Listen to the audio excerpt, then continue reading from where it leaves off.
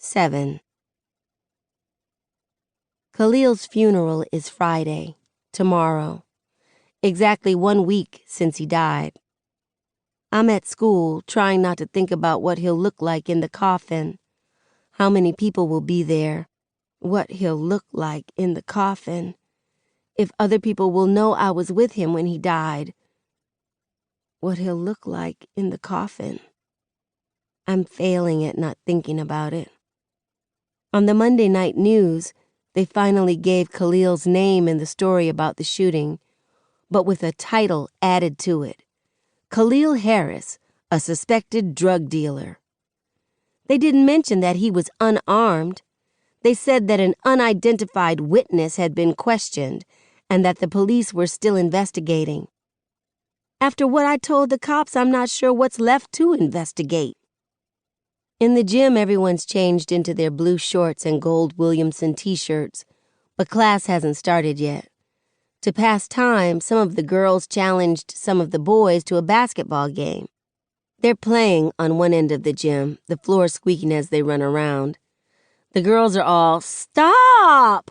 when the guys guard them, flirting, Williamson style. Haley, Maya, and I are in the bleachers on the other end. On the floor, some guys are supposedly dancing, trying to get their moves ready for prom. I say supposedly because there's no way that shit can be called dancing. Maya's boyfriend, Ryan, is the only one even close, and he's just doing the dab. It's his go-to move. He's a big, wide-shouldered linebacker, and it looks a little funny, but that's an advantage of being the sole black guy in class. You can look silly and still be cool. Chris is on the bottom bleacher, playing one of his mixes on his phone for them to dance to. He glances over his shoulder at me. I have 2 bodyguards who won't allow him near me. Maya on one side, cheering Ryan on, and Haley, who's laughing her ass off at Luke and recording him. They're still pissed at Chris. I'm honestly not. He made a mistake, and I forgive him. The Fresh Prince theme and his willingness to embarrass himself helped with that. But that moment he grabbed my hands, and I flashed back to that night. It's like I suddenly really realized that Chris is white, just like 115.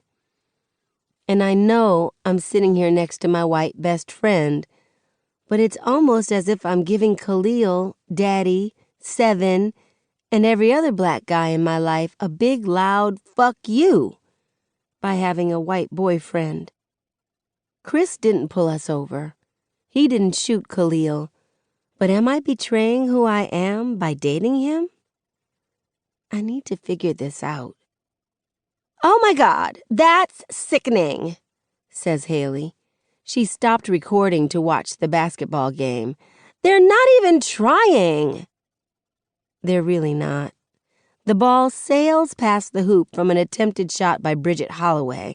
Either homegirl's hand-eye coordination is way off, or she missed that on purpose, because now Jackson Reynolds is showing her how to shoot. Basically, he's all up on her, and shirtless. "I don't know what's worse," Haley says. "The fact that they're going soft on them because they're girls, or that the girls are letting them go soft on them." "Equality in basketball, right, Hales?" Maya says with a wink. "Yes." "Wait." She eyes Maya suspiciously. "Are you making fun of me, or are you serious, shorty?" "Both," I say, leaning back on my elbows, my belly pooching out my shirt, a food baby. We just left lunch, and the cafeteria had fried chicken, one of the foods Williamson gets right. "It's not even a real game, Hales," I tell her. "Nope," Maya pats my stomach. "When are you due?" "Same day as you." "Aw, we can raise our food offspring as siblings." I know, right? I'm naming mine Fernando, I say. "Why Fernando?" Maya asks. Dunno. It sounds like a food baby name, especially when you roll the R. I can't roll my R's. She tries, but she makes some weird noise, spit flying, and I'm cracking up. Haley points at the game. Look at that! It's that whole play like a girl mindset that male gender uses to belittle women when we have as much athleticism as they do. Oh my Lord. She's seriously upset over this. Take the ball to the hole! She hollers to the girls. Maya catches my eye, hers glimmering sneakily, and it's middle school deja vu. And don't be afraid to shoot the outside, Jay, Maya shouts. Just keep your head in the game, I say. Just keep your head in the game. And don't be afraid to shoot the outside, Jay, Maya sings. Just get your head in the game, I sing. We bust out with Get Your Head in the Game from High School Musical. It'll be stuck in my head for days. We were obsessed with the movies around the same time as our Jonas Brothers obsession. Disney took all our parents' money. We're loud with it now. Haley's trying to glare at us. She snorts. Come on! She gets up and pulls me and Maya up too. Get your head in this game. I'm thinking, oh, so you can drag me to play basketball during one of your feminist rages, but you can't follow my Tumblr because of Emmett Till? I don't know why I can't make myself bring it up. It's Tumblr. But then, it's Tumblr. Hey! Haley says. We want to play. No, we don't, Maya mutters. Haley nudges her. I don't want to play either. But for some reason, Haley makes decisions and Maya and I follow along. It's not like we planned it to be this way. Sometimes the shit just happens and one day you realize there's a leader among you and your friends, and it's not you. Come on in, ladies. Jackson beckons us into the game. There's always room for pretty girls. We'll try not to hurt you. Haley looks at me. I look at her. And we have the same deadpan expression that we've had mastered since 5th grade. Mouths slightly open, eyes ready to roll at any moment. All righty then, I say. Let's play. 3 on 3, Haley says as we take our positions. Girls versus boys, half court, 1st to 20. Sorry, ladies, but me and my girls are going to handle this one, okay? Bridget gives Haley some serious stank eye. She and her friends move to the sideline. The dance party stops, and those guys come over, Chris included. He whispers something to Tyler, one of the boys who played in the previous game. Chris takes Tyler's place on the court. Jackson checks the ball to Haley. I run around my guard, Garrett, and Haley passes to me. No matter what's going on when Haley, Maya, and I play together, it's rhythm, chemistry, and skill rolled into a ball of amazingness. Garrett's guarding me, but Chris runs up and elbows him aside. Garrett goes, "The hell, Bryant?" "I've got her," Chris says. He gets in his defensive stance. We're eye to eye as I dribble the ball. "Hey," he says. "Hey." I do a chest pass to Maya, who's wide open for a jump shot. She makes it. 2-0. "Good job, Yang," says Coach Myers. She's come out her office. All it takes is a hint of a real game, and she's in coaching mode. She reminds me of a fitness trainer on a reality TV show. She's petite yet muscular, and God, that woman can yell. Garrett's at the baseline with the ball. Chris runs to get open. Stomach full, I have to push harder to stay on him. We're hip to hip, watching Garrett try to decide who to pass to. Our arms brush, and something in me is activated. My senses are suddenly consumed by Chris. His legs look so good in his gym shorts. He's wearing Old Spice, and even just from that little brush, his skin feels so soft. "I miss you," he says. No point in lying. I miss you too. The ball sails his way. Chris catches it. Now I'm in my defensive stance, and we're eye to eye again as he dribbles. My gaze lowers to his lips. They're a little wet and begging me to kiss them. See, this is why I can never play ball with him. I get too distracted. Will you at least talk to me? Chris asks. Defense, Carter! Coach yells. I focus on the ball and attempt to steal. Not quick enough. He gets around me and goes straight for the hoop, only to pass it to Jackson, who's open at the three-point line. Grant! Coach shouts for Haley. Haley runs over. Her fingertips graze the ball as it leaves Jackson's hand, changing its course. The ball goes flying. I go running. I catch it. Chris is behind me, the only thing between me and the hoop. Let me clarify. My butt is against his crotch, my back against his chest. I'm bumping up against him, trying to figure out how to get the ball in the hole. It sounds way dirtier than it actually is, especially in this position. I understand why Bridget missed shots, though. Star! Haley calls. She's open at the three. I bounce past it to her. She shoots, nails it, 5-0. Come on, boys, Maya taunts. Is that all you can do? Coach claps. Good job, good job. Jackson's at the baseline. He passes to Chris. Chris chest passes it back to him. I don't get it, Chris says. You practically freaked out the other day in the hall. What's going on? Garrett passes to Chris. I get in my defensive stance. Eyes on the ball, not on Chris. Cannot look at Chris. My eyes will give me away. Talk to me, he says. I attempt to steal again. No luck. Play the game, I say. Chris goes left, quickly changes direction, and goes right. I try to stay on him, but my heavy stomach slows me down. He gets to the hoop and makes the layup. It's good. 5-2. Damn it, Star! Haley yells, recovering the ball. She passes it to me. Hustle! Pretend the ball is some fried chicken. Bet you'll stay on it then. What the actual fuck? The world surges forward without me.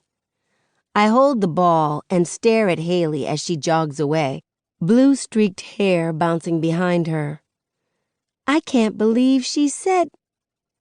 She couldn't have. No way.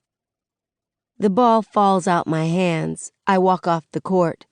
I'm breathing hard, and my eyes burn. The smell of post-game funk lingers in the girls' locker room. It's my place of solace when we lose a game, where I can cry or cuss if I want. I pace from one side of the lockers to the other.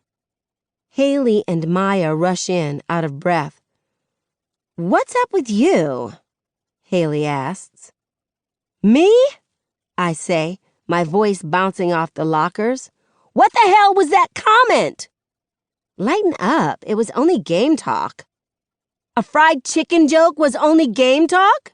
Really? I ask. It's fried chicken day, she says. You and Maya were just joking about it. What are you trying to say? I keep pacing. Her eyes widen. Oh, my God. You think I was being racist? I look at her. You made a fried chicken comment to the only black girl in the room. What do you think? Holy shit, Star. Seriously? After everything we've been through, you think I'm a racist? Really? You can say something racist and not be a racist. Is something else going on, Star? Maya says. Why does everyone keep asking me that? I snap. Because you're acting so weird lately. Haley snaps back. She looks at me and asks, does this have something to do with the police shooting that drug dealer in your neighborhood? What? I heard about it on the news, she says, and I know you're into that sort of thing now. That sort of thing? What the fuck is that sort of thing? And then they said the drug dealer's name was Khalil, she says, and exchanges a look with Maya. "We've wanted to ask if it was the Khalil who used to come to your birthday parties," Maya adds. "We didn't know how, though." The drug dealer. That's how they see him. It doesn't matter that he's suspected of doing it. Drug dealer is louder than suspected ever will be.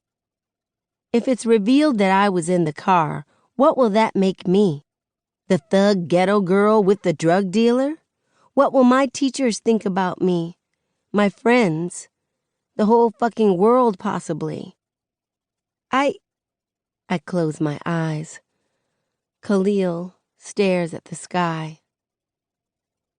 "Mind your business, Star," he says. I swallow and whisper, "I don't know that, Khalil." It's a betrayal worse than dating a white boy. I fucking deny him. Damn near erasing every laugh we shared, every hug, every tear, every second we spent together. A million "I'm sorries" sound in my head. And I hope they reach Khalil, wherever he is. Yet they'll never be enough. But I had to do it. I had to. "Then what is it?" Haley asks. "Is this like Natasha's anniversary or something?" I stare at the ceiling and blink fast to keep from bawling. Besides my brothers and the teachers, Haley and Maya are the only people at Williamson who know about Natasha. I don't want all the pity. "Mom's anniversary was a few weeks ago," Haley says. "I was in a shitty mood for days. I understand if you're upset, but to accuse me of being racist? Star, how can you even?" I blink faster.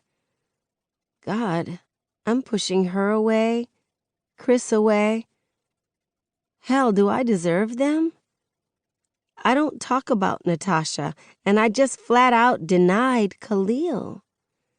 I could have been the one killed instead of them. I don't have the decency to keep their memories alive, yet I'm supposed to be their best friend. I cover my mouth. It doesn't stop the sob. It's loud and echoes off the walls. One follows it, and another, and another. Maya and Haley rub my back and shoulders. Coach Myers rushes in. "Carter?" Haley looks at her and says, "Natasha." Coach nods heavily. "Carter, go see Ms. Lawrence." "What? No. She's sending me to the school shrink?" All the teachers know about poor Star, who saw her friend die when she was 10. I used to bust out crying all the time, and that was always their go-to line. "See Ms. Lawrence." I wipe my eyes. "Coach, I'm okay." "No, you're not." She pulls a hall pass from her pocket and holds it toward me. "Go talk to her. It'll help you feel better." No, it won't. But I know what will. I take the pass, grab my backpack out my locker, and go back into the gym. My classmates follow me with their eyes as I hurry toward the doors. Chris calls out for me. I speed up. They probably heard me crying. Great. What's worse than being the angry black girl? The weak black girl. By the time I get to the main office, I've dried my eyes and my face completely. "Good afternoon, Miss Carter," Dr. Davis, the headmaster, says. He's leaving as I'm going in and doesn't wait for my response. Does he know all the students by name, or just the ones who are black like him? I hate that I think about stuff like that now. His secretary, Mrs. Lindsay, greets me with a smile and asks how she can assist me. "I need to call someone to come get me," I say. I don't feel good. I call Uncle Carlos. My parents would ask too many questions. A limb has to be missing for them to take me out of school. I only have to tell Uncle Carlos that I have cramps, and he'll pick me up. Feminine problems. The key to ending an Uncle Carlos interrogation. Luckily, he's on lunch break. He signs me out, and I hold my stomach for added effect. As we leave, he asks if I want some froyo. I say yeah, and a short while later we're going into a shop that's walking distance from Williamson. It's in a brand new mini mall that should be called Hipster Heaven, full of stores you'd never find in Garden Heights. On one side of the froyo place, there's indie urban style, and on the other side, Dapper Dog, where you can buy outfits for your dog. Clothes. For a dog. What kind of fool would I be, dressing bricks in a linen shirt and jeans? On a serious tip, white people are crazy for their dogs. We fill our cups with yogurt. At the toppings bar, Uncle Carlos breaks out into his froyo rap. I'm getting froyo, yo, froyo, yo. He loves his froyo. It's kinda adorable. We take a booth in a corner that's got a lime green table and hot pink seats. You know, typical froyo decor. Uncle Carlos looks over into my cup. Did you seriously ruin perfectly good froyo with Cap'n Crunch? You can't talk, I say. Oreos, Uncle Carlos? Really? And they're not even the golden Oreos, which are by far the superior Oreos. You got the regular ones. Ew. He devours a spoonful and says, You're weird. You're weird. So cramps, huh? He says. Shit, I almost forgot about that. I hold my stomach and groan. Yeah, they're real bad today. I know who won't win an Oscar anytime soon. Uncle Carlos gives me his hard detective stare. I groan again. This one sounds a little more believable. He raises his eyebrows. His phone rings in his jacket pocket. He sticks another spoonful of froyo in his mouth and checks it. It's your mom calling me back, he says around the spoon. He holds the phone with his cheek and shoulder. Hey, Lisa, you get my message? Shit. She's not feeling good, Uncle Carlos says. She's got, feminine problems. Her response is loud but muffled. Shit. Uncle Carlos holds the nape of his neck and slowly releases a long, deep breath. He turns into a little boy when Mama raises her voice at him, and he's supposed to be the oldest. Okay, I hear you, he says. Here, you talk to her. Shit. He passes me the piece of dynamite formerly known as his phone.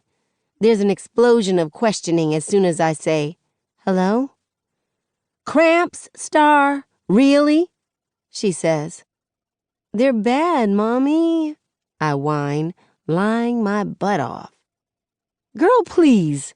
I went to class in labor with you, she says. I paid too much money for you to go to Williamson so you can leave because of cramps. I almost point out that I get a scholarship, too. But nah. She'd become the first person in history to hit someone through a phone. Did something happen? She asks. No. Is it Khalil? She asks. I sigh. This time tomorrow, I'll be staring at him in a coffin. Star, she says. Nothing happened.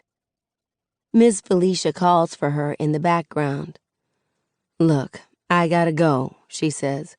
Carlos will take you home. Lock the door, stay inside, and don't let anybody in. You hear me? Those aren't zombie survival tips, just normal instructions for latchkey kids in Garden Heights. I can't let Seven and Sakani in? Great. Oh, somebody's trying to be funny. Now I know you ain't feeling bad. We'll talk later. I love you. Mwah! It takes a lot of nerve to go off on somebody, call them out, and tell them you love them within a span of 5 minutes. I tell her I love her too, and pass Uncle Carlos his phone. All right, baby girl, he says, spill it. I stuff some froyo in my mouth. It's melting already. Like I said, cramps.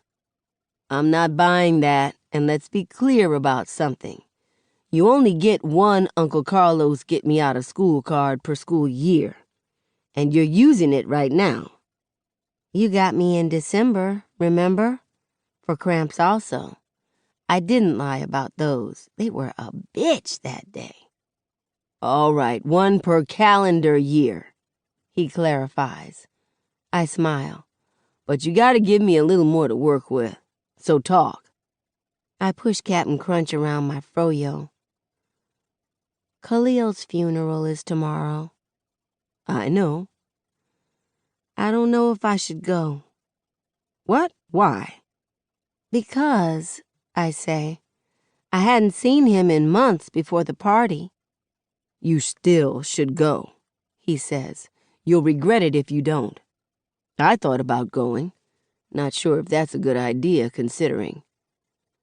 Silence. Are you really friends with that cop? I ask. I wouldn't say friends, no. Colleagues. But you're on a first-name basis, right? Yes, he says. I stare at my cup. Uncle Carlos was my first dad in some ways. Daddy went to prison around the time I realized that Mommy and Daddy weren't just names, but they meant something. I talked to Daddy on the phone every week, but he didn't want me and Seven to ever set foot in a prison, so I didn't see him. I saw Uncle Carlos, though. He fulfilled the role and then some. Once I asked if I could call him Daddy. He said no, because I already had one. But being my uncle was the best thing he could ever be. Ever since, Uncle has meant almost as much as Daddy. My uncle, on a first-name basis with that cop. Baby girl, I don't know what to say. His voice is gruff. I wish I could. I'm sorry this happened. I am. Why haven't they arrested him? Cases like this are difficult. It's not that difficult, I say. He killed Khalil. I know, he says, and wipes his face. I know. Would you have killed him? He looks at me. Star, I can't answer that. Yeah, you can. No, I can't. I'd like to think I wouldn't have, but it's hard to say unless you're in that situation, feeling what that officer is feeling. He pointed his gun at me, I blurt out. What? My eyes prickle like crazy. While we were waiting on help to show up, I say, my words wobbling. He kept it on me until somebody else got there, like I was a threat. I wasn't the one with the gun. Uncle Carlos stares at me for the longest time. Baby girl. He reaches for my hand. He squeezes it and moves to my side of the table. His arm goes around me and I bury my face in his rib cage, tears and snot wetting his shirt. I'm sorry. I'm sorry. I'm sorry. He kisses my hair with each apology. But I know that's not enough. 8. Funerals aren't for dead people. They're for the living. I doubt Khalil cares what songs are sung or what the preacher says about him. He's in a casket. Nothing can change that. My family and I leave 30 minutes before the funeral starts, but the parking lot at Christ Temple Church is already full. Some kids from Khalil's school stand around in R.I.P. Khalil t-shirts with his face on them. A guy tried to sell some to us yesterday, but Mama said we weren't wearing them today. T-shirts are for the streets, not for church. So here we are, getting out the car in our dresses and suits. My parents hold hands and walk in front of me and my brothers. We used to go to Christ Temple when I was younger, but Mama got tired of how people here act like their shit don't stank, And now we go to this diverse church in Riverton Hills. Way too many people go there, and praise and worship is led by a white guy on guitar. Oh, and service lasts less than an hour. Going back in Christ Temple is like when you go back to your old elementary school after you've been to high school. When you were younger, it seemed big, but when you go back, you realize how small it is. People fill up the tiny foyer. It has cranberry-colored carpet and 2 burgundy high-back chairs. One time Mama brought me out here because I was acting up. She made me sit in one of those chairs and told me not to move until service was over. I didn't. A painting of the pastor hung above the chairs, and I could have sworn he was watching me. All these years later, and they still have that creepy painting up. There's a line to sign a book for Khalil's family, and another line to go into the sanctuary, to see him. I catch a glimpse of the white casket at the front of the sanctuary, but I can't make myself try to see more than that. I'll see him, eventually, but I don't know. I want to wait until I don't have any other choice. Pastor Eldridge greets people in the doorway of the sanctuary. He's wearing a long white robe with gold crosses on it. He smiles at everyone. I don't know why they made him look so creepy in that painting. He's not creepy at all. Mama glances back at me, Seven and Sakani, like she's making sure we look nice. Then she and Daddy go up to Pastor Eldridge. "Morning, Pastor," she says. "Lisa, so good to see you." He kisses her cheek and shakes Daddy's hand. "Maverick, good to see you as well. We miss y'all around here." "I bet y'all do," Daddy mumbles. Another reason we left Christ Temple. Daddy doesn't like that they take up so many offerings. But he doesn't even go to our diverse church. "And these must be the children," Pastor Eldridge says. He shakes Seven's and Sakani's hands and kisses my cheek. I feel more of his bristly mustache than anything. "Y'all sure have grown since I last saw you. I remember when the little one was an itty-bitty thing wrapped up in a blanket. How's your mama doing, Lisa?" "She's good. She misses coming here, but the drive is a little long for her." I side-eye the heck, we're in church, out of her. Nana stopped coming to Christ Temple because of some incident between her and Mother Wilson over Deacon Rankin. It ended with Nana storming off from the church picnic, banana pudding in hand. That's all I know, though. "We understand," says Pastor Eldridge. "Let her know we're praying for her." He looks at me with an expression I know too well. Pity. "Miss Rosalie told me you were with Khalil when this happened. I'm so sorry you had to witness it." Thank you. It's weird saying that, like I'm stealing sympathy from Khalil's family. Mama grabs my hand. "We're gonna find some seats. Nice talking to you, Pastor." Daddy wraps his arm around me, and the 3 of us walk into the sanctuary together. My legs tremble, and a wave of nausea hits me, and we aren't even at the front of the viewing line yet. People go up to the casket in twos, so I can't see Khalil at all.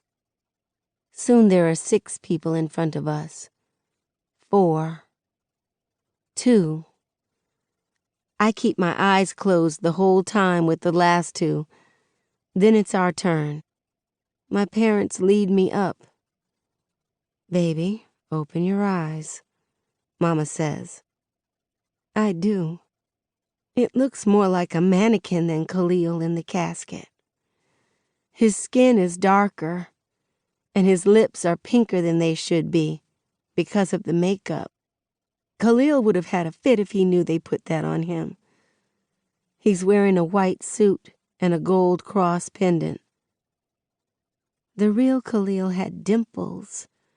This mannequin version of him doesn't. Mama brushes tears from her eyes. Daddy shakes his head.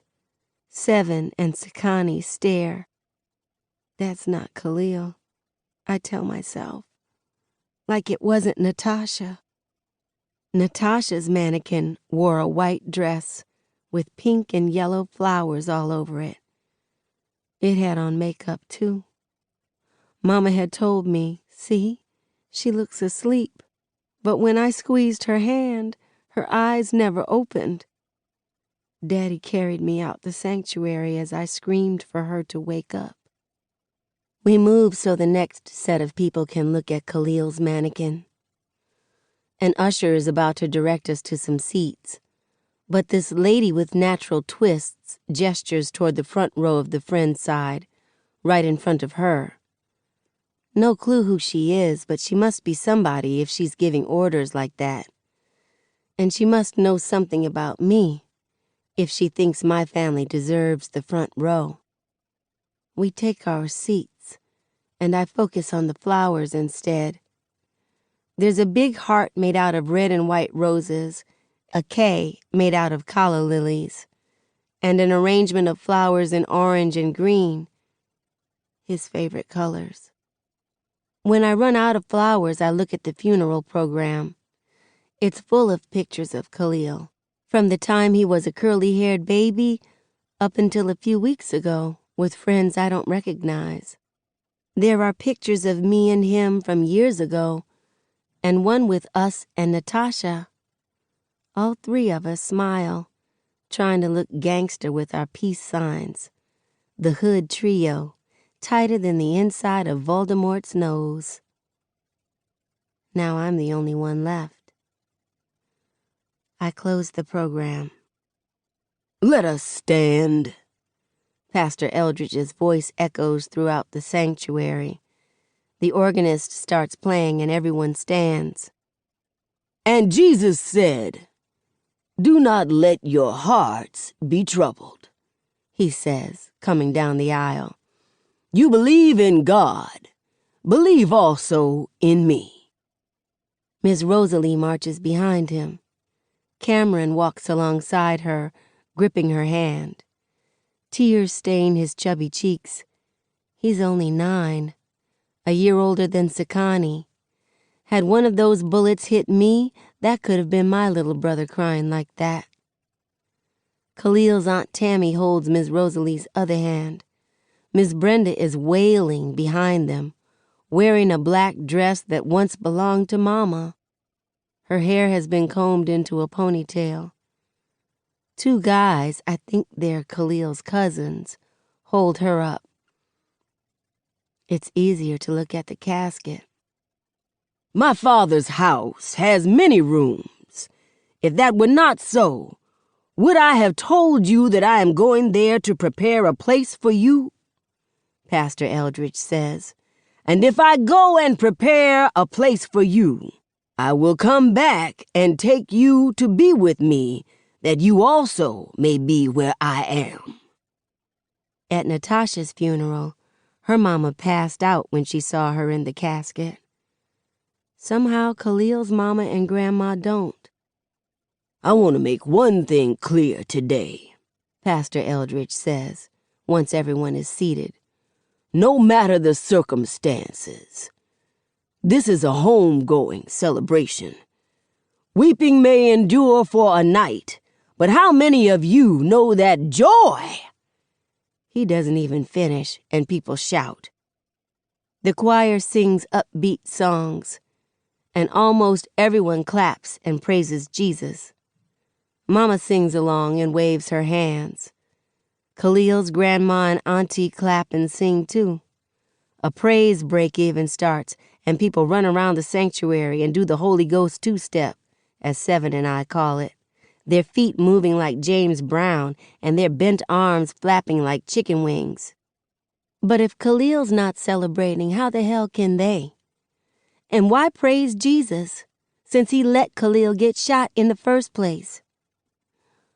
I put my face in my hands, hoping to drown out the drums, the horns, the shouting. This shit doesn't make any sense. After all that praising, some of Khalil's classmates, the ones who were in the parking lot in the T-shirts, make a presentation. They give his family the cap and gown Khalil would have worn in a few months, and cry as they tell funny stories I'd never heard. Yet I'm the one in the front row on the friend's side. I'm such a fucking phony. Next, the lady with the twists goes up to the podium. Her black pencil skirt and blazer are more professional looking than church looking, and she's wearing an R.I.P. Khalil t-shirt too. "Good morning," she says, and everyone responds. "My name is April Ofra, and I'm with Just Us for Justice.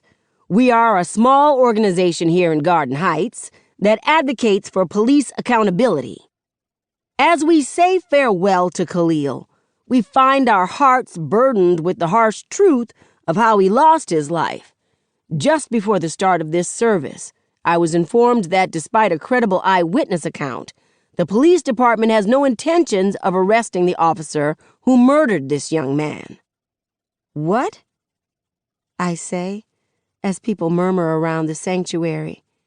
"Everything I told them? And they're not arresting him?" "What they don't want you to know," Miss Ofra says, "is that Khalil was unarmed at the time of his murder." People really start talking then. A couple of folks yell out, including one person who's bold enough to shout, "This is bullshit!" in a church. "We won't give up until Khalil receives justice," Miss Ofra says over the talking. "I ask you to join us and Khalil's family after the service for a peaceful march to the cemetery. Our route happens to pass the police station. Khalil was silenced, but let's join together and make our voices heard for him. Thank you." The congregation gives her a standing ovation. As she returns to her seat, she glances at me. If Ms. Rosalie told the pastor I was with Khalil, she probably told this lady too. I bet she wants to talk. Pastor Eldridge just about preaches Khalil into heaven. I'm not saying Khalil didn't make it to heaven. I don't know. But Pastor Eldridge tries to make sure he gets there. He sweats and breathes so hard I get tired looking at him. At the end of the eulogy, he says, "If anybody wishes to view the body, now is the..." He stares at the back of the church. Murmurs bubble around the sanctuary. Mama looks back. What in the world? King and a bunch of his boys post up in the back in their gray clothes and bandanas. King has his arm hooked around a lady in a tight black dress that barely covers her thighs. She has way too much weave in her head. For real. It comes to her ass. And way too much makeup on. Seven turns back around. I wouldn't want to see my mama looking like that either. But why are they here? King Lords only show up at King Lord funerals. Pastor Eldridge clears his throat. "As I was saying, if anyone wishes to view the body, now is the time." King and his boys swagger down the aisle. Everybody stares. Aisha walks alongside him, all proud and shit, not realizing she looks a hot mess. She glances at my parents and smirks, and I can't stand her ass. I mean, not just because of how she treats Seven, but because every time she shows up, there's suddenly an unspoken tension between my parents. Like now, Mama shifts her shoulder so it's not as close to Daddy, and his jaw is clenched. She's the Achilles heel of their marriage, and it's only noticeable if you've been watching it for 16 years, like I have. King, Aisha, and the rest of them go up to the casket. One of King's boys hands him a folded gray bandana, and he lays it across Khalil's chest. My heart stops. Khalil was a King Lord, too? Ms. Rosalie jumps up. Like hell you will! She marches to the coffin and snatches the bandana off Khalil. She starts toward King, but Daddy catches her halfway and holds her back. Get out of here, you demon! She screams. And take this mess with you! She throws the bandana at the back of King's head. He stills. Slowly, he turns around. Now look, hey! Daddy says. King, man, just go. Leave, aight? Yo, hag, Aisha snarls. Got some nerve treating my man like this after he offered to pay for this funeral? He can keep his filthy money, Miss Rosalie says. And you can take your behind right out the door, too, coming in the Lord's house looking like the prostitute you are. Seven shakes his head. It's no secret that my big brother is the result of a for-hire session Daddy had with Aisha after a fight with Mama. Aisha was King's girl, but he told her to hook Maverick up, not knowing Seven would come along looking exactly like Daddy. Fucked up, I know. Mama reaches behind me and rubs Seven's back. There are rare times when Seven's not around and Mama thinks Sekani and I can't hear her, that she'll tell Daddy, I still can't believe you slept with that nasty hoe.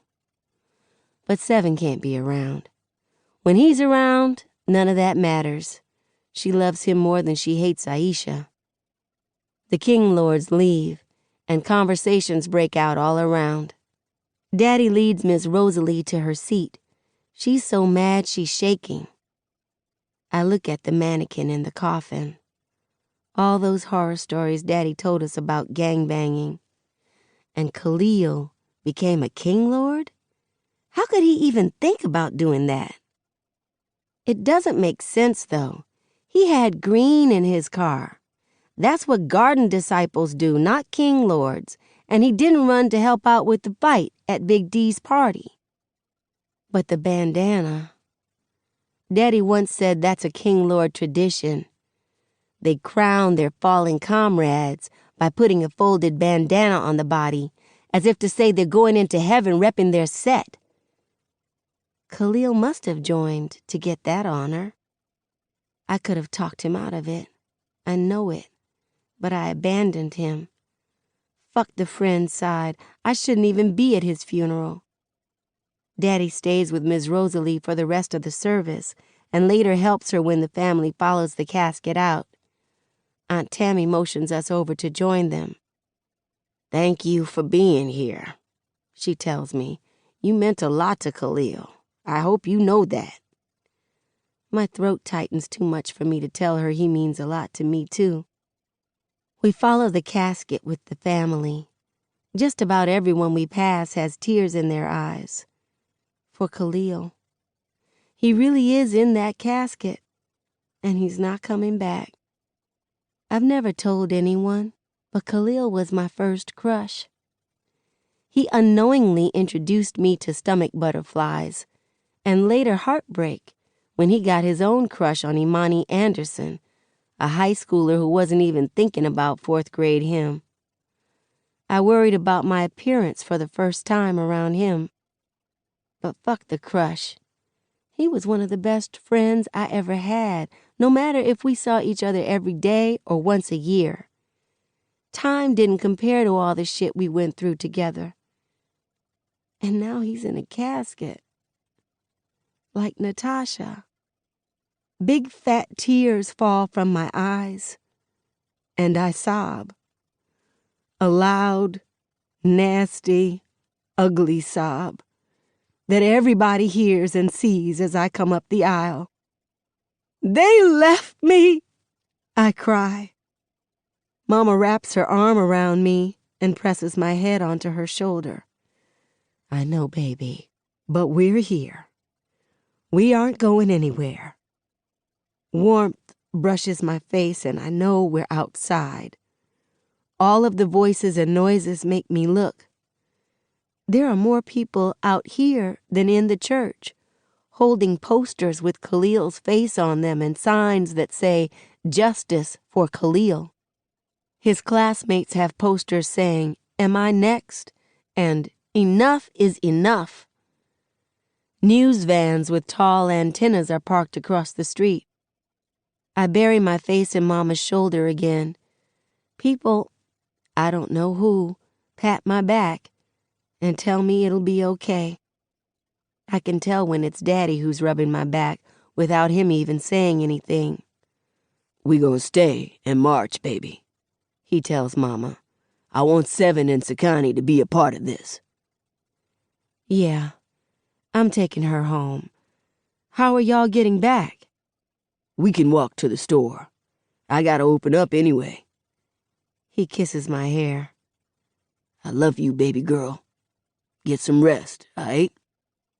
Heels clack toward us. Then someone says, "Hi, Mr. and Mrs. Carter. I'm April Ofra with Just Us for Justice."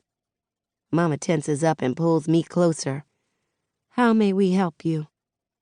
She lowers her voice and says, "Khalil's grandmother told me that Star is the one who was with Khalil when this happened. I know she gave a statement to the police, and I want to commend her on her bravery. This is a difficult situation, and that must have taken a lot of strength." "Yeah, it did," Daddy says. I move my head off Mama's shoulder. Miss Ofra shifts her weight from foot to foot and fumbles with her fingers. My parents aren't helping with the hard looks they're giving her.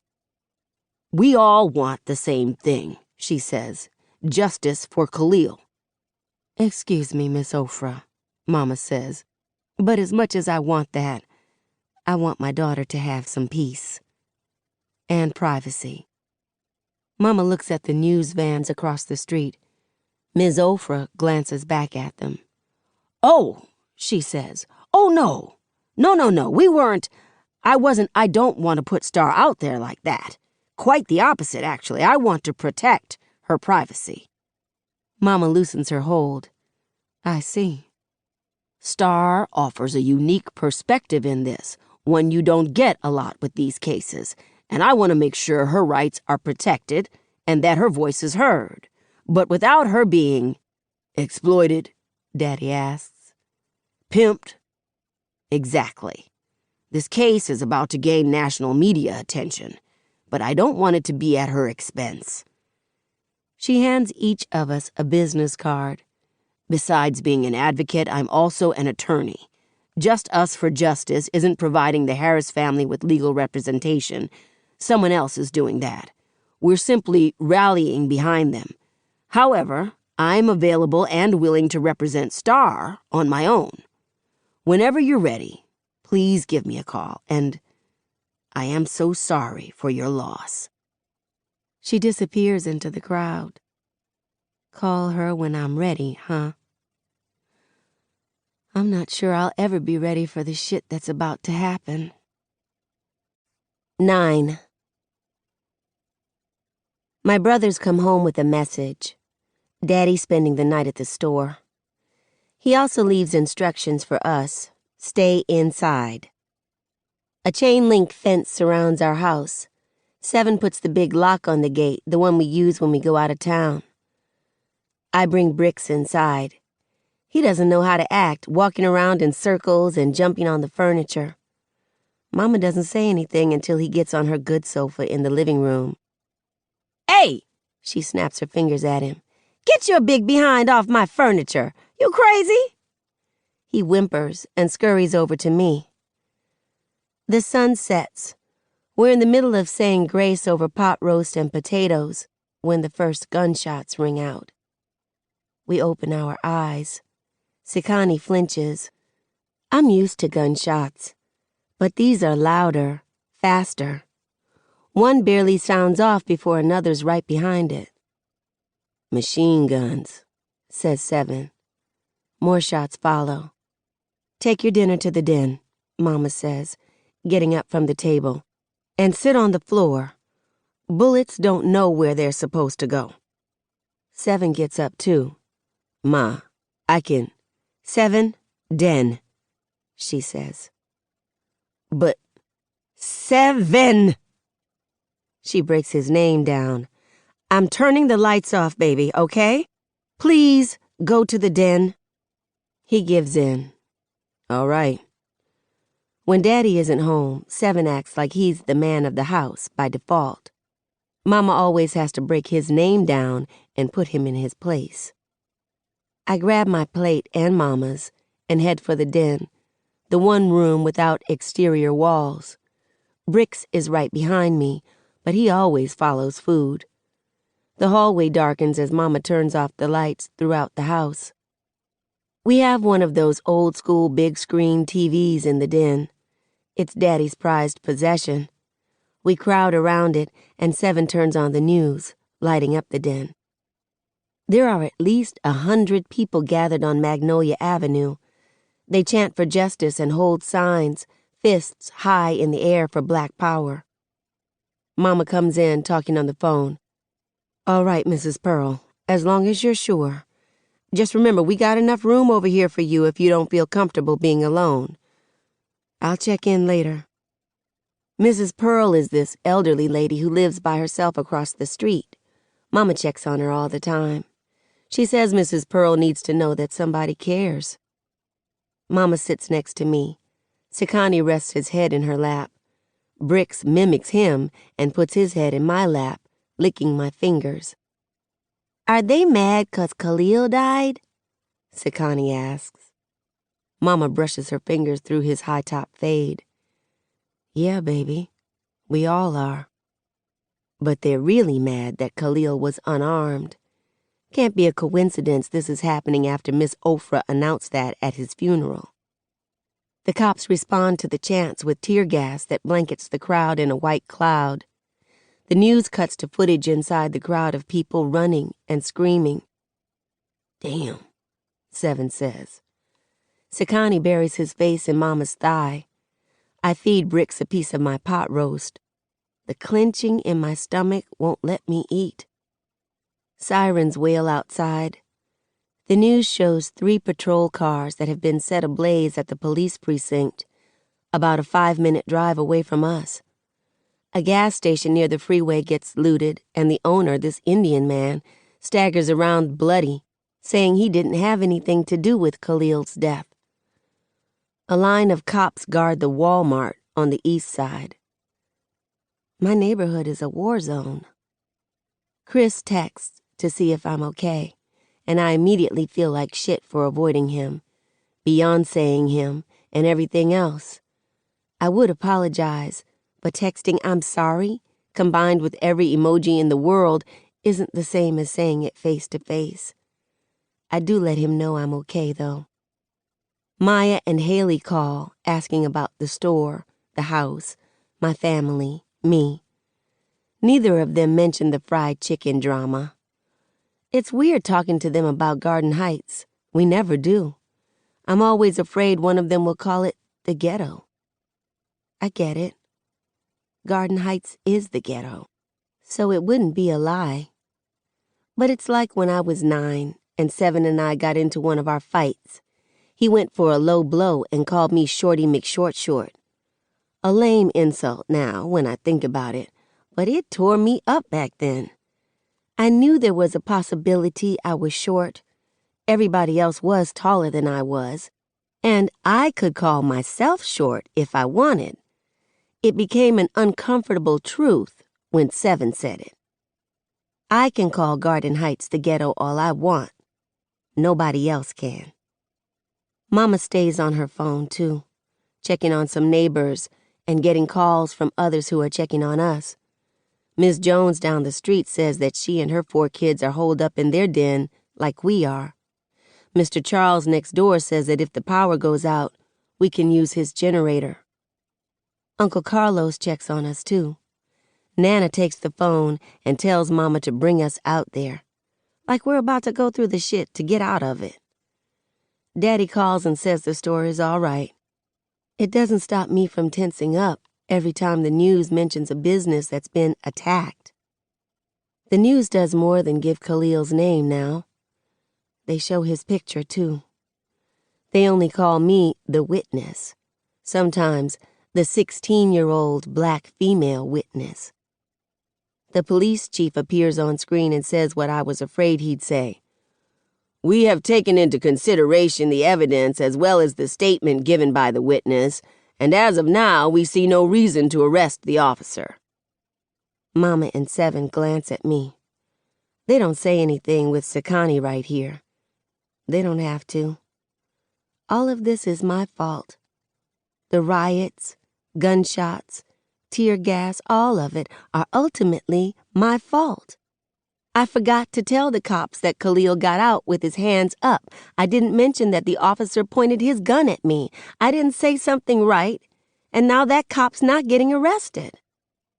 But while the riots are my fault, the news basically makes it sound like it's Khalil's fault he died. There are multiple reports that a gun was found in the car, the anchor claims. There is also suspicion that the victim was a drug dealer as well as a gang member. Officials have not confirmed if any of this is true. The gun stuff can't be true. When I asked Khalil if he had anything in the car, he said no. He also wouldn't say if he was a drug dealer or not, and he didn't even mention the gangbanging stuff. Does it matter, though? He didn't deserve to die. Sekani and Bricks start breathing deeply around the same time, fast asleep. That's not an option for me with the helicopters, the gunshots, and the sirens. Mama and Seven stay up, too. Around 4 in the morning, when it's quieted down, Daddy comes in, bleary-eyed and yawning. They didn't hit Marigold, he says, between bites of pot roast at the kitchen table. Looks like they're keeping it mostly on the east side, near where he was killed. For now, at least. For now, Mama repeats. Daddy runs his hand over his face. Yeah, I don't know what's gonna stop them from coming this way. Shit. Much as I understand it, I dread it if they do.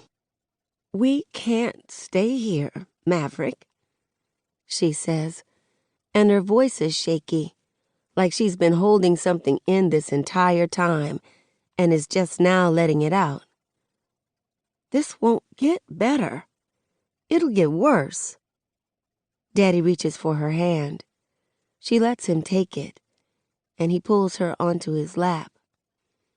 Daddy wraps his arms around her and kisses the back of her head.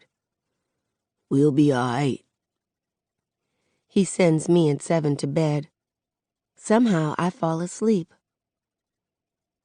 Natasha runs into the store again. Star, come on! Her braids have dirt in them, and her once fat cheeks are sunken. Blood soaks through her clothes. I step back. She runs up to me and grabs my hand. Hers feels icy, like it did in her coffin. Come on, she tugs at me. Come on! She pulls me toward the door and my feet move against my will. Stop, I say. Natasha, stop! A hand extends through the door, holding a Glock. Bang! I jolt awake. Seven bangs his fist against my door. He doesn't text normal, and he doesn't wake people up normal either. We're leaving in 10. My heart beats against my chest like it's trying to get out. You're fine, I remind myself. It's 7, stupid butt. Leaving for what? I ask him. Basketball at the park. It's the last Saturday of the month, right? Isn't this what we always do? But the riots and stuff. Like Pop said, that stuff happened on the east. We're good over here. Plus, the news said it's quiet this morning. What if somebody knows I'm the witness? What if they know that it's my fault that cop hasn't been arrested? What if we come across some cops and they know who I am? It'll be all right, Seven says, like he read my mind. I promise. Now get your lazy butt up so I can kill you on the court. If it's possible to be a sweet asshole, that's 7. I get out of bed and put on my basketball shorts, LeBron jersey, and my 13s, like Jordan wore before he left the Bulls. I comb my hair into a ponytail. 7 waits for me at the front door, spinning the basketball between his hands. I snatch it from him, like you know what to do with it. We'll see about that. I holler to let Mama and Daddy know we'll be back later and leave. At first, Garden Heights looks the same, but a couple of blocks away, at least 5 police cars speed by. Smoke lingers in the air, making everything look hazy. It stinks, too. We make it to Rose Park. Some king lords sit in a gray Escalade across the street, and a younger one's on the park merry-go-round. Long as we don't bother them, they won't bother us. Rose Park occupies a whole block, and a tall chain-link fence surrounds it. I'm not sure what it's protecting, the graffiti on the basketball court, the rusting playground equipment, the benches that way too many babies have been made on, or the liquor bottles, cigarette butts, and trash that litter the grass. We're right near the basketball courts, but the entrance to the park is on the other side of the block. I toss the ball to 7 and climb the fence. I used to jump down from the top, but one fall and a sprained ankle stopped me from doing that again. When I get over the fence, 7 tosses the ball to me and climbs. Khalil, Natasha, and I used to take a shortcut through the park after school. We'd run up the slides, spin on the merry-go-round till we were dizzy, and try to swing higher than one another. I try to forget all that as I check the ball to 7. First to 30? 40, he says, knowing damn well he'll be lucky if he gets 20 points. He can't play ball just like Daddy can't play ball. As if to prove it, 7 dribbles using the palm of his hand. You're supposed to use your fingertips. Then this fool shoots for a 3. The ball bounces off the rim, of course. I grab it and look at him. Weak! You knew that shit wasn't going in. Whatever. Play the damn game. 5 minutes in, I have 10 points to his 2, and I basically gave him those. I fake left, make a quick right in a smooth crossover, and go for the 3. That baby goes in nicely. This girl's got game. 7 makes a T with his hands. He pants harder than I do, and I'm the one who used to have asthma. Time out. Water break. I wipe my forehead with my arm. The sun glares on the court already. How about we call it? Hell no. I got some game in me. I gotta get my angles right. Angles? This is ball 7, not selfies. Hey, yo! Some boy calls. We turn around and my breath catches. Shit. There are 2 of them. They look 13, 14 years old and are wearing green Celtics jerseys. Garden disciples, no doubt. They cross the courts, coming straight for us. The tallest one steps to 7. Nigga, you kingin'? I can't even take this fool seriously. His voice squeaks. Daddy says there's a trick to telling OGs from young Gs, besides their age. OGs don't start stuff. They finish it. Young Gs always start stuff. Nah, I'm neutral, 7 says. And King your daddy? The shorter one asks. Hell no. He just messing with my mama. It don't even matter. The tall one flicks out a pocket knife. Hand your shit over.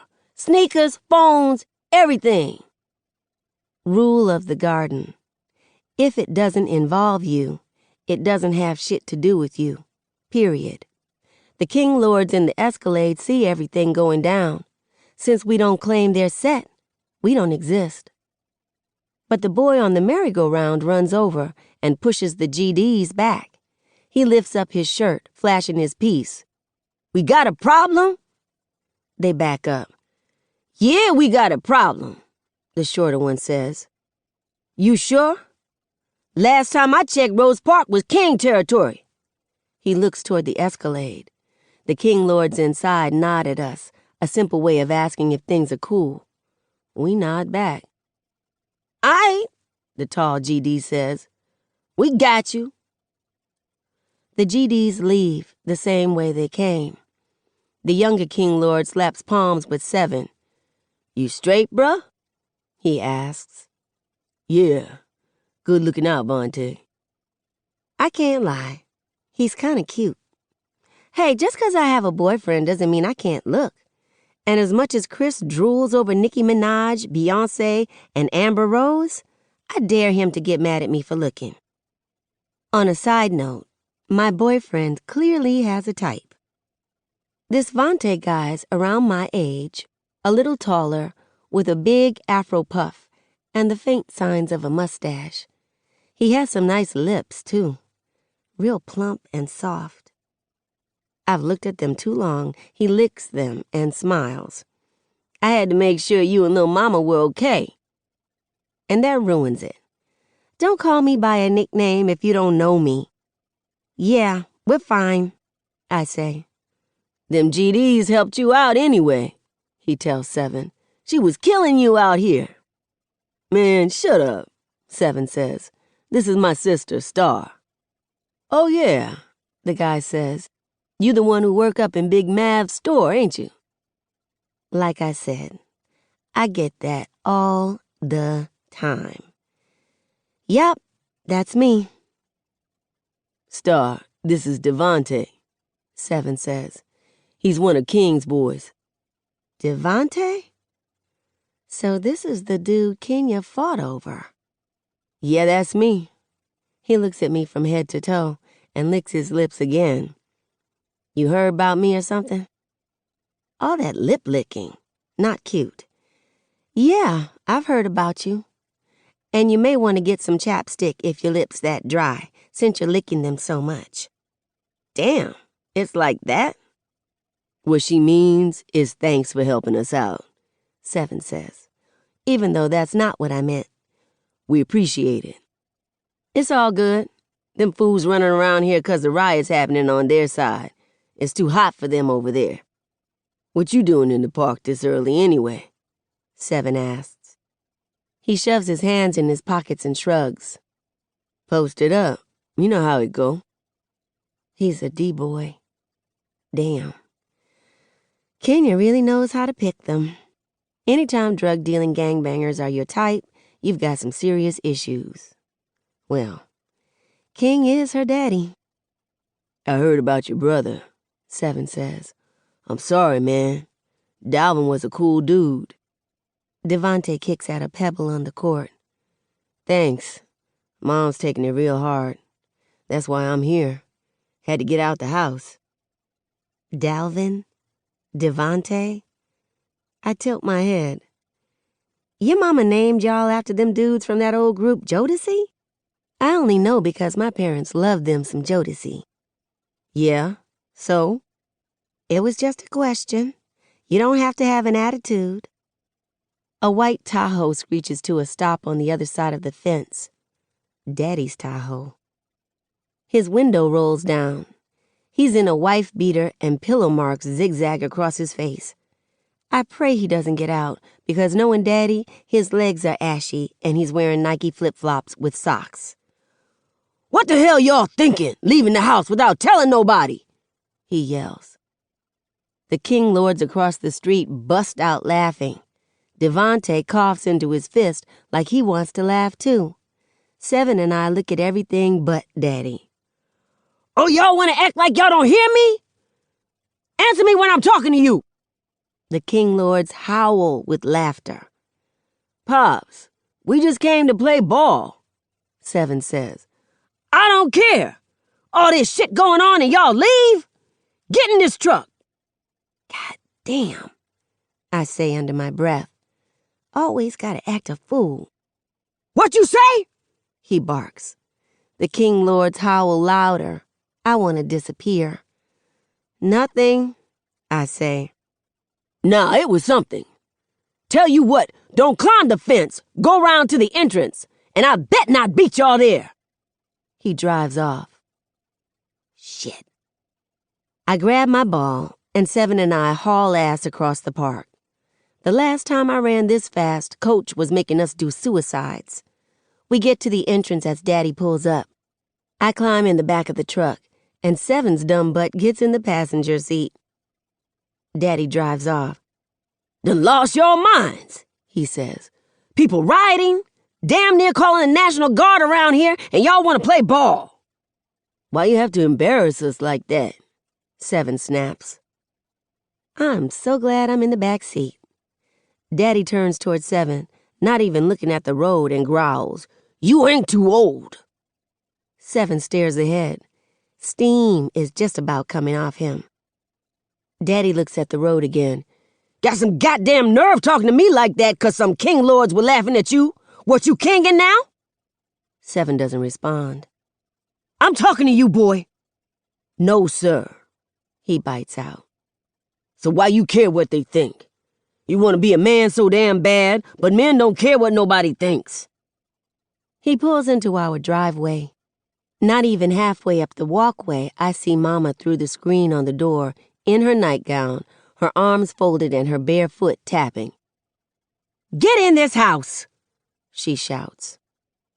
She paces the living room as we come in. The question isn't if she'll explode, but when. Seven and I sink onto her good sofa. Where were y'all? She asks. And you better not lie. The basketball court, I mumble, staring at my J's. Mama leans down close to me and puts her hand to her ear. What was that? I didn't hear you good. Speak up, girl, Daddy says. The basketball court, I repeat louder. The basketball court. Mama straightens up and laughs. She said the basketball court. Her laughter stops, and her voice gets louder with each word. I'm walking around here worried out my mind, and y'all at the damn basketball court? Somebody giggles in the hallway. Sekani, go to your room, Mama says without looking that way. His feet thump hurriedly down the hall. I hollered and told y'all we were leaving, I say. Oh, she hollered, Daddy mocks. Did you hear anybody holler, baby? 'Cause I didn't. Mama sucks her teeth. Neither did I. She can wake us up to ask for some money, but she can't wake us up to tell us she's going in a war zone. It's my fault, Seven says. I wanted to get her out the house and do something normal. Baby, there's no such thing as normal right now, says Mama. You see what's been happening, and y'all were crazy enough to go out there like that? Dumb enough is more like it, Daddy adds. I keep my eyes on my shoes. Hand over your phones, Mama says. What? I shriek. That's not fair. I hollered and told y'all. Star Amara? She says through her teeth. Since my first name is only one syllable, she has to throw my middle name in there to break it down. If you don't hand me that phone, I swear to God.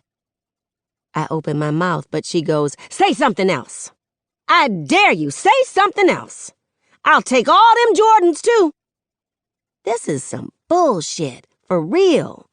Daddy watches us, her attack dog, waiting for us to make a wrong move. That's how they work.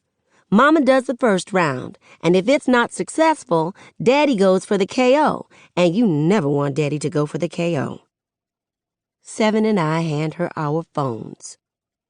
I thought so, she says, and passes them to Daddy. Since y'all want normal so much, go get your stuff. We're going to Carlos's for the day. Nah, not him. Daddy motions Seven to get up. He going to the store with me. Mama looks at me and jerks her head toward the hall. Go. I ought to make you take a shower, smelling like outside. As I'm leaving, she hollers, And don't get any skimpy stuff to wear to Carlos's either. Oh, she gets on my nerves. See, Chris lives down the street from Uncle Carlos. I am glad she didn't say any more in front of Daddy, though. Bricks meets me at my bedroom door. He jumps up my legs and tries to lick my face. I had about 40 shoeboxes stacked in a corner, and he knocked all of them over. I scratch behind his ears. Clumsy dog. I would take him with us, but they don't allow pets in Uncle Carlos's neighborhood. He settles on my bed and watches me pack. I only really need my swimsuit and some sandals, but Mama could decide to stay out there the whole weekend because of the riots.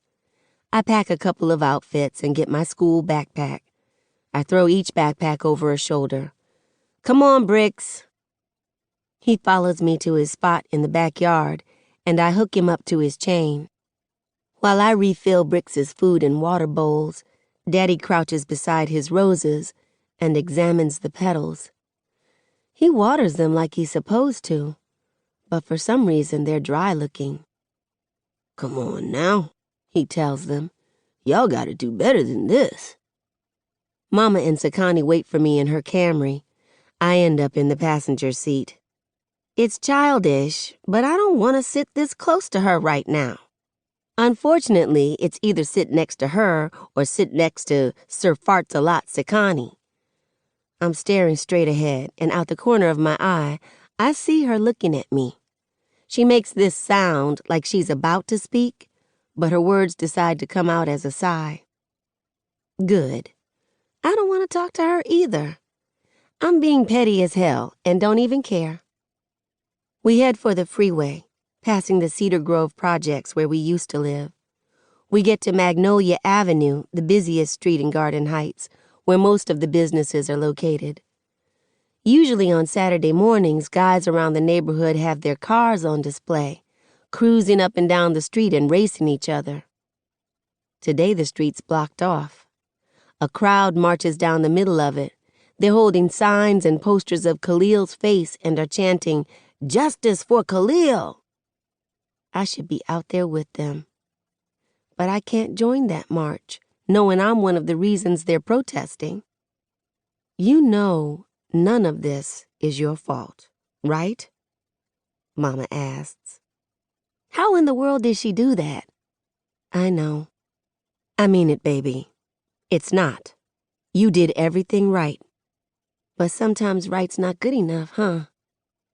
She takes my hand, and despite my annoyance, I let her. It's the closest thing I get to an answer for a while. Saturday morning traffic on the freeway moves smoothly compared to weekday traffic. Sakani puts his headphones on and plays with his tablet. Some 90s R&B songs play on the radio, and Mama sings along under her breath. When she really gets into it, she attempts all kinds of runs and goes, "Yes, girl, yes!" Out of nowhere, she says, "You weren't breathing when you were born." My first time hearing that. For real? Uh-huh. I was 18 when I had you. Still a baby myself, but I thought I was grown.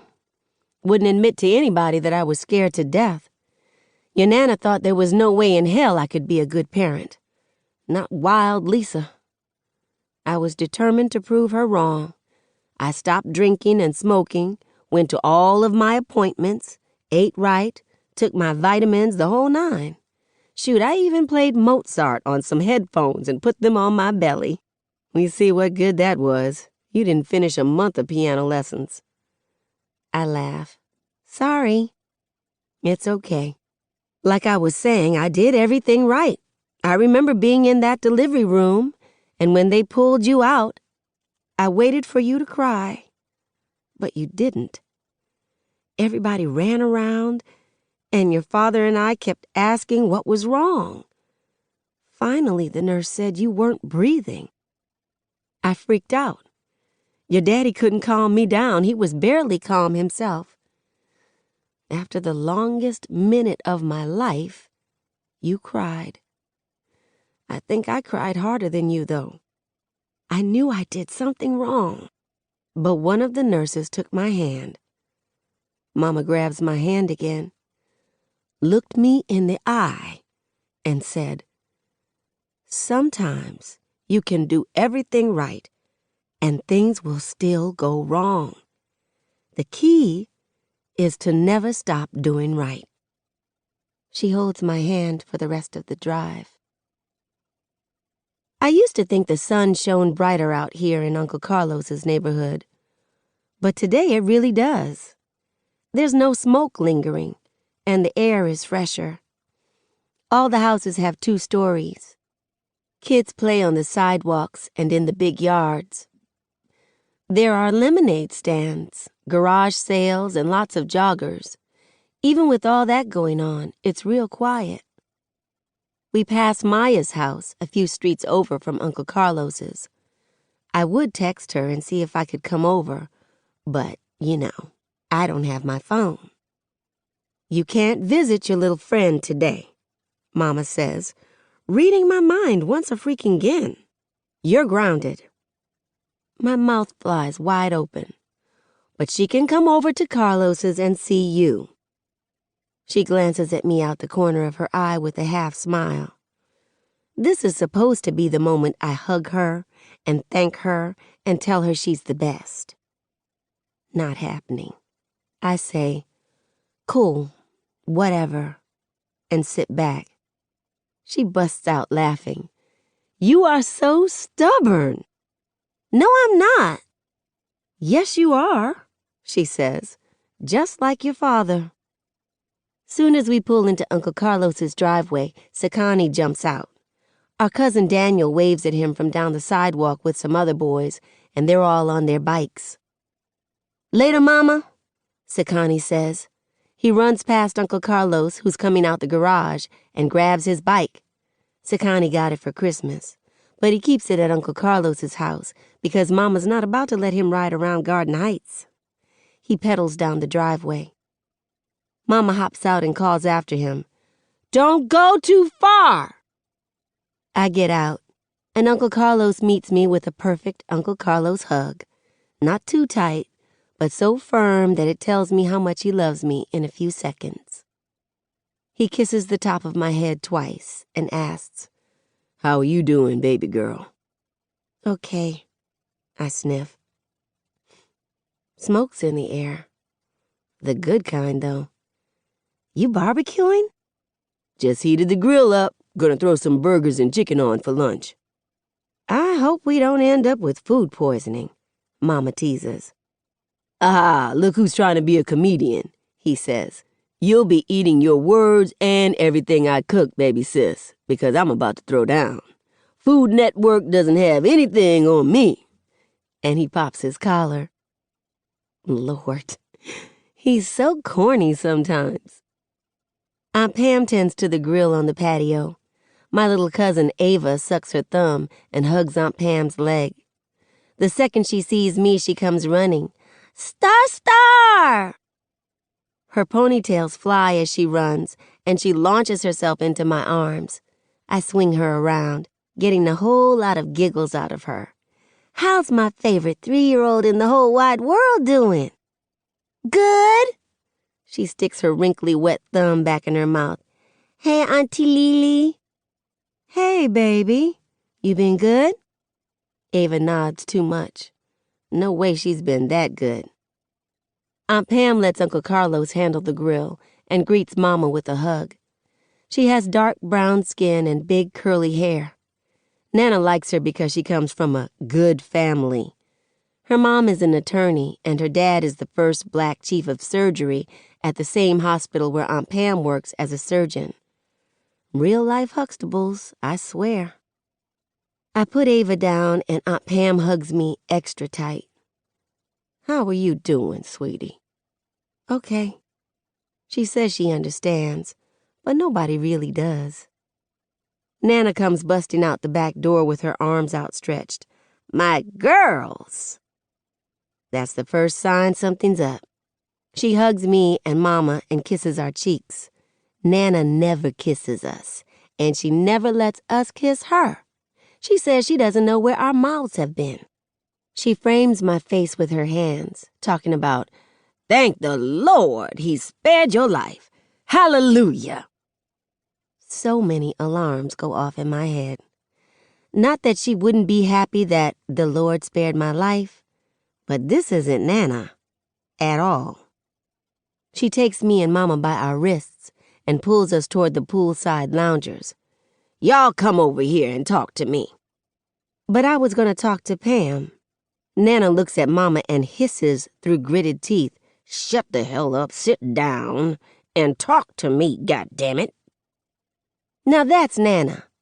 She sits back in a lounger and fans herself all dramatically. She's a retired theater teacher, so she does everything dramatically. Mama and I share a lounger and sit on the side of it. "What's wrong?" Mama asks. "When?" she begins, but plasters on a fake smile when Ava waddles over with her baby doll and a comb. Ava hands both to me and goes to play with some of her other toys. I comb the doll's hair. That girl has me trained. Doesn't have to say anything, and I do it. Once Ava's out of earshot, Nana says, "When y'all taking me back to my house?" "What happened?" Mama asks. "Keep your damn voice down." Ironically, she's not keeping hers down. "Yesterday morning, I took some catfish out for dinner. Was gonna fry it up with some hush puppies, fries, the whole nine. I left to run some errands." "What kind of errands?" I ask, for the hell of it. Nana cuts me the look, and it's like seeing Mama in 30 years with a few wrinkles and gray hairs she missed when coloring her hair. She'd whip my behind for saying that. "I'm grown, little girl," she says. "Don't ask me what I do. Anyway, I come home, and that heifer done covered my catfish in some damn cornflakes and baked it." "Cornflakes?" I say, parting the doll's hair. "Yes, talking about it's healthier that way. If I want healthy, I eat a salad." Mama covers her mouth, and the edges of her lips are turned up. "I thought you and Pam got along." "We did, until she messed with my food. Now, I've dealt with a lot of things since I've been here, but that," she holds up a finger, "is taking it too damn far. I'd rather live with you and that ex-con than deal with this." Mama stands and kisses Nana's forehead. "You'll be all right." Nana waves her off. When Mama leaves, she looks at me. "You okay, little girl? Carlos told me you were in the car with that boy when he was killed." "Yes, ma'am. I'm okay."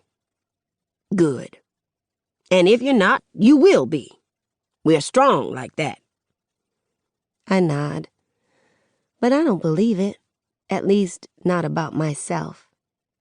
The doorbell rings up front. I say, "I'll get it," put Ava's doll down, and go inside. Crap.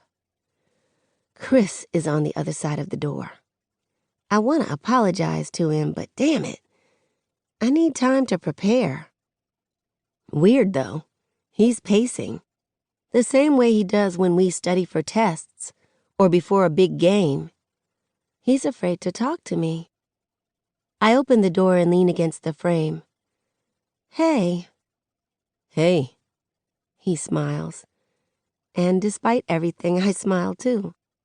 "I was watching one of my dad's cars and saw you guys pull up," he says. That explains his tank top, flip-flops, and shorts. "Are you okay? I know you said you were in your text, but I wanted to be sure." "I'm okay," I say. "Your dad's store didn't get hit, did it?" he asks. "Nope." "Good." Staring and silence. He sighs. "Look, if this is about the condom stuff, I'll never buy one again." "Never?" "Well, only when you want me to," he quickly adds, "which doesn't have to be any time soon. Matter of fact, you don't have to ever sleep with me. Or kiss me. Hell, if you don't want me to touch you, Chris, I say, my hands up to get him to slow down, and I'm fighting a laugh. "It's okay. I know what you mean." Okay. "Okay." Another round of staring and silence. "I'm sorry, actually," I tell him, shifting my weight from foot to foot, "for giving you the silent treatment. It wasn't about the condom." Oh, His eyebrows meet. then what was it about?" I sigh. I don't feel like talking about it. So you can be mad at me, but you can't even tell me why? It has nothing to do with you, Yeah, it does if you're giving me the silent treatment, he says. You wouldn't understand. Maybe you should let me determine that myself, he says. Here I am calling you, texting you, everything, and you can't tell me why you're ignoring me? That's kind of shitty, Star. I give him this look, and I have a strong feeling I look like Mama and Nana right now with their "I know you didn't just say that" glare. I told you, you wouldn't understand, so drop it. No. He folds his arms. I came all the way down here. All the way? Bruh, all what way? Down the street? Garden Heights Star is all up in my voice right now. Yeah, down the street, he says. And guess what? I didn't have to do that, but I did. And you can't even tell me what's going on. You're white, okay? I yell. You're white! Silence. I'm white? He says, like he's just hearing that for the first time. What the fuck's that got to do with anything? Everything! You're white. I'm black. You're rich. I'm not. That doesn't matter, he says. I don't care about that kind of stuff, Star. I care about you. That kind of stuff is part of me. Okay, and it's no big deal. God, seriously, this is what you're pissed about? This is why you're giving me the silent treatment? I stare at him, and I know I'm straight up looking like Lisa Janae Carter. My mouth is slightly open like hers when I or my brothers get smart, as she calls it. I've pulled my chin back a little, and my eyebrows are raised. Shit, my hand's even on my hip. Chris takes a small step back, just like my brothers and I do. It doesn't make sense to me, okay? That's all. So like I said, you don't understand, do you? Bam. If I'm acting like my mom, this is one of her "see, I told you" moments. No, I guess I don't, he says. Another round of silence. Chris puts his hands in his pockets. Maybe you can help me understand? I don't know. But I do know that not having you in my life is worse than not making beats or playing basketball. And you know how much I love making beats and playing basketball, Star. I smirk. You call that a line? He bites his bottom lip and shrugs. I laugh. He does too. Bad line, huh? He asks. Awful. We go silent again, but it's the type of silence I don't mind. He puts his hand out for mine. I still don't know if I'm betraying who I am by dating Chris, but I've missed him so much it hurts. Mama thinks coming to Uncle Carlos's house is normal, but Chris is the kind of normal I really want. The normal where I don't have to choose which Star to be. The normal where nobody tells you how sorry they are or talks about Khalil the drug dealer. Just normal. That's why I can't tell Chris I'm the witness. I take his hand, and everything suddenly feels right. No flinching, and no flashbacks. Come on, I say. Uncle Carlos should have the burgers ready. We go into the backyard, hand in hand. He's smiling, and surprisingly, I am too.